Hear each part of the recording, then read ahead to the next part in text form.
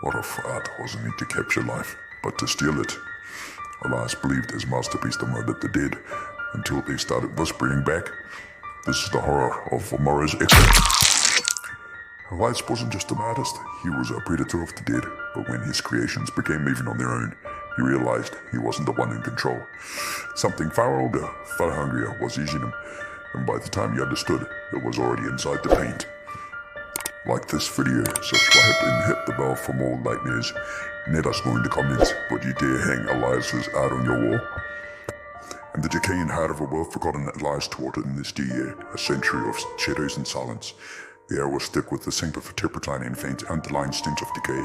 His once renowned name now echoed only in the whispers of the damned, a testament to his descent into madness. Elias was an artist, also he had once believed. His canvases, once vibrant with life and colour, now bore the stark, grotesque images of his obsession. He sought to capture the essence of life, the spark, the animated flesh and bone, and in doing so he had crossed a line from which there was no return. His subjects were no longer models or muses, but the recently deceased, their bodies still warm with the echoes of life. He would spend hours, days even, meticulously dissecting and narrating their remains, seeking to capture the fleeting moment when life transitioned into death. His tools were not brushes and paints, but scalpels and sutures. His canvas took hold, unyielding fissure of the dead. The first time he had taken a life for his art, it had been an accident, a moment of madness born of desperation. The model, a young woman with eyes like the summer sky, had laughed at his attempts to capture her essence. In a fit of rage, he had silenced her laughter forever, and in doing so, he had discovered a new, horrifying news. As years passed, Elias's obsession grew, consuming them entirely.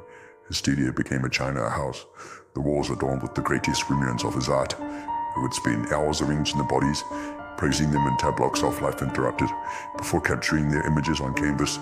The results were disturbing, haunting, and yet undeniably powerful.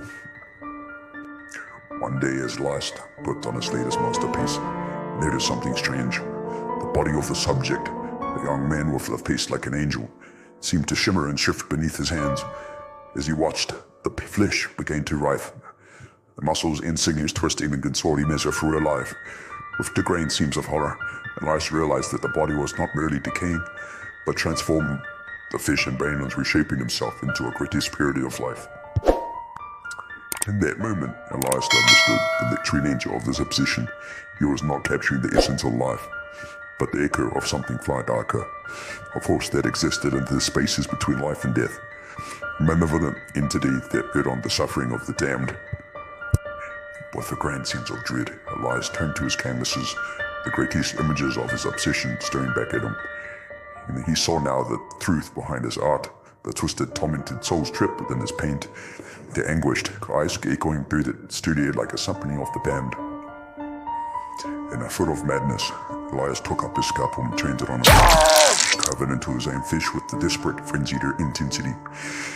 He sought to free the souls he had trapped, to release them from their eternal torment, but it was too late. As the last blood drained from his body, Elias understood the true horror of his existence.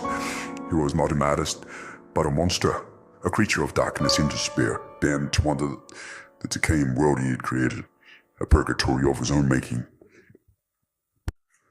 And so, Elias's final masterpiece was complete, a grotesque tableau of his own twisted soul, a testament to the horror of his obsession and the eternal suffering of the damned. As the last echoes of life faded from his eyes, Elias understood the true nature of his art, the existential terror of his own in this nightmare.